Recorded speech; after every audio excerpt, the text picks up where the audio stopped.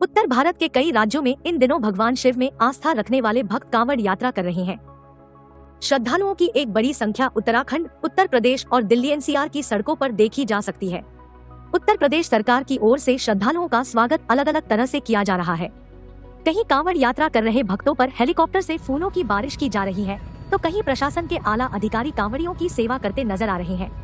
Corona महामारी के चलते 2 साल से कांवड़ यात्रा बंद थी। ऐसे में माना जा रहा है कि इस बार श्रद्धालुओं की संख्या पिछली बार से ज्यादा रहेगी। लेकिन इस यात्रा को लेकर एक तरफ सरकारें सक्रिय नजर आ रही है, वहीं कुछ आलोचकों ने अपनी राय जाहिर की है।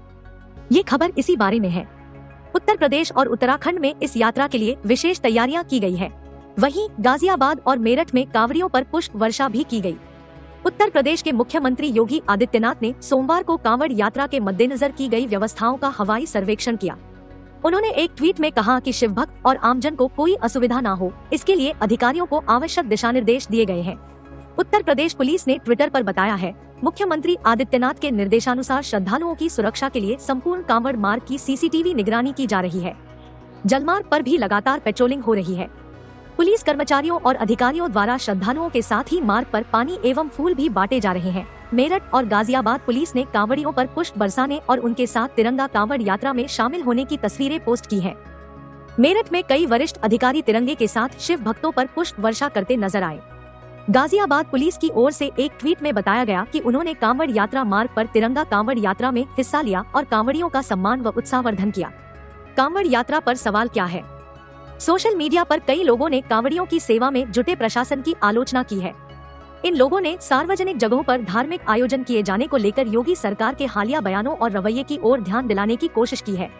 कुछ लोग ऐसे भी हैं जो कांवड़ यात्रा और लुलु मॉल में नमाज पढ़ने के बाद हुए विवाद को एक साथ रखकर सरकार के रवैये पर सवाल उठा रहे हैं।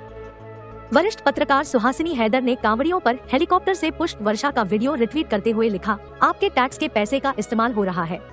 वहीं प्रोफेसर अशोक ने एक ट्वीट में कहा, उत्तर प्रदेश में पुलिस हेलीकॉप्टर से व्यस्त सड़क से जा रहे कांवड़ियों पर पुष्प वर्षा कर रही है। वहीं अगर मुस्लिम सड़क किनारे नमाज अदा करे तो यही पुलिस उन्हें जेल में डाल देती है।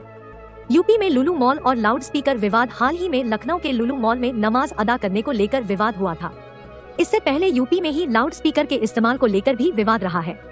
पिछले साल योगी आदित्यनाथ सरकार ने सार्वजनिक इलाकों में धार्मिक गतिविधियों पर प्रतिबंध लगा दिया था। ये फैसला सड़क पर नमाज पढ़े जाने को लेकर हुए विवाद के बाद लिया गया था।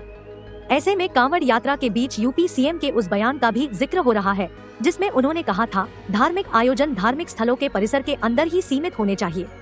किसी भी पर्व त्योहार का आयोजन सड़क पर नहीं होना चाहिए।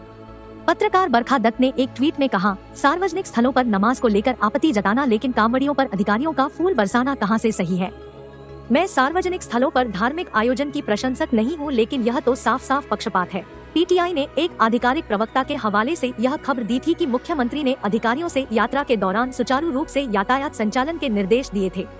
हालांकि सोशल मीडिया पर ऐसे भी टिप्पणी पढ़ी जा सकती है, जिसमें लोग कांवड़ यात्रा के दौरान ट्रैफिक के सही से चलने या डीजे की तेज आवाज को लेकर अपनी राय रख रहे हैं।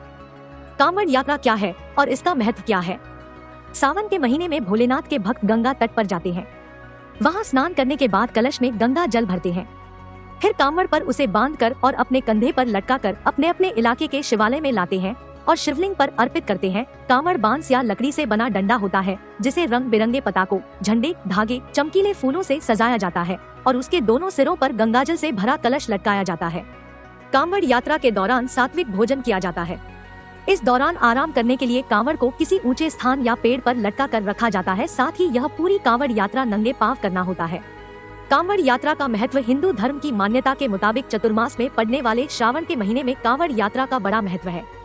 माना जाता है कि शिव को आसानी से खुश किया जा सकता है। उन्हें केवल एक लोटा जल चढ़ाकर प्रसन्न किया जा सकता है। वहीं यह भी मान्यता है कि शिव बहुत जल्दी क्रोधित भी होते हैं। लिहाजा ऐसी मान्यता भी है कि इस कांवड़ यात्रा के दौरान मांस, मदिरा, तामसिक भोजन नहीं करना चाहिए और न ही कांवड़ का अपमान जमीन पर नहीं रखना चाहिए। कहा जाता है कि यह समता और भाईचारे की यात्रा भी है। सावन जप, तप और व्रत का महीना है। शिवलिंग के जलाभिषेक के दौरान भक्त पंचाक्षर, महामृत्युंजय आदि मंत्रों का जप भी करते हैं।